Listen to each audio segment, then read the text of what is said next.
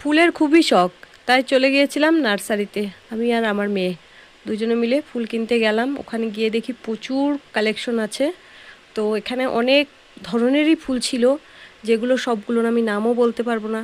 তার মধ্যে কিছু কিছু নাম আমি জানি।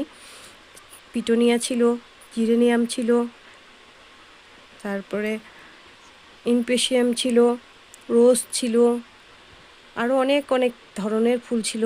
তো যাই, তোমাদের সাথে শেয়ার করার জন্যই ভিডিওটা আমি করেছি। তো দেখো, দেখলে তোমাদেরও ভালো লাগবে। আর এর মধ্যে অনেক ফুলই আমার ঘরে আমি নিয়ে গিয়েছি, আরও কিছু কিছু নেওয়া বাকি। ফুল যতই কিনবো কেনা আর শেষ হবে না।